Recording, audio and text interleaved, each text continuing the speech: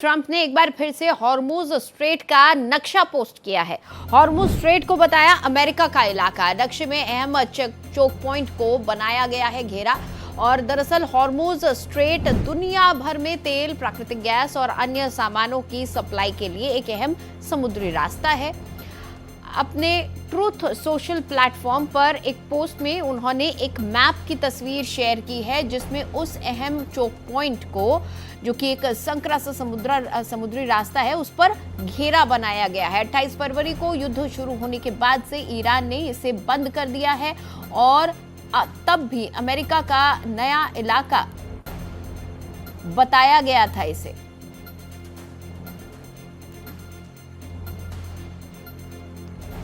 तो एक बार फिर डोनाल्ड ट्रंप द्वारा एक पोस्ट किया गया है। इस बार डोनाल्ड ट्रंप ने एक नक्शा पोस्ट किया है। स्ट्रेट ऑफ हॉर्मुज का ये नक्शा है, जिसमें गोल घेरा बनाया गया है एक चोक पॉइंट पर, और इसको अमेरिका का बताया गया है इलाका।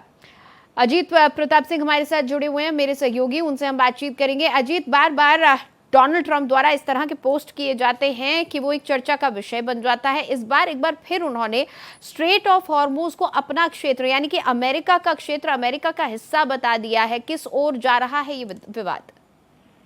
देखिए, जिस तरह से अब ये ट्वीट पे पोस्ट किया है डोनाल्ड ट्रंप ने, ऐसा लग रहा है कि ईरान के साथ उनकी बातचीत सफल नहीं हो रही है। और ये जो एक गतिरोध चल रहा है ईरान को लेके और अमेरिका को लेकर और हॉर्मुज स्ट्रेट को लेकर, ये बढ़ता ही विवाद नजर आ रहा है। क्योंकि यदि इस तरह से पोस्ट करना एक तरफा, ऐसा लग रहा है कि जो बातचीत थी वो सही रास्ते पे नहीं है और विवाद बढ़ता जा रहा है।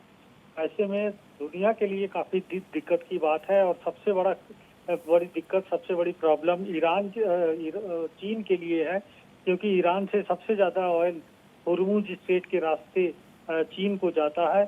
तो इससे चीन को काफी नुकसान होने की उम्मीद है। दूसरी तरफ ईरान ने भी कहा है कि यदि इस तरह से एक तरफा अमेरिका का रवैया रहेगा तो बातचीत नहीं सुलझ सकती।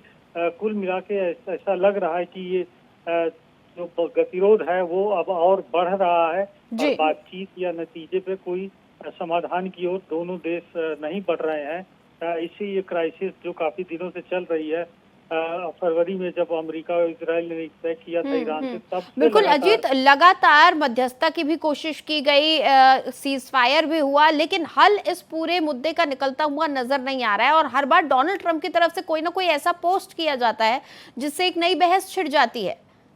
बिल्कुल, देखिए, डोनाल्ड ट्रंप की जो हाल में अगर देखा जाए तो इस तरह से कई विवाद खड़े किए जाते रहे उनके द्वारा, और एक तरह से अमेरिका दबाव बनाने की कोशिश करता है। लेकिन चूंकि अब गतिरोध और बढ़ रहा है तो ये इसका फायदा अमेरिका को भी नहीं मिल रहा है। कुल मिलाकर नुकसान पूरी दुनिया को है, क्योंकि हॉर्मुज स्ट्रेट से ऑयल निकलना या जहाज जो ऑयल टैंकर है निकलना पूरी तरह से बंद है। तो कहीं ना कहीं जो एनर्जी क्राइसिस पहले से फरवरी से चल रही है वो बढ़ ही रही है।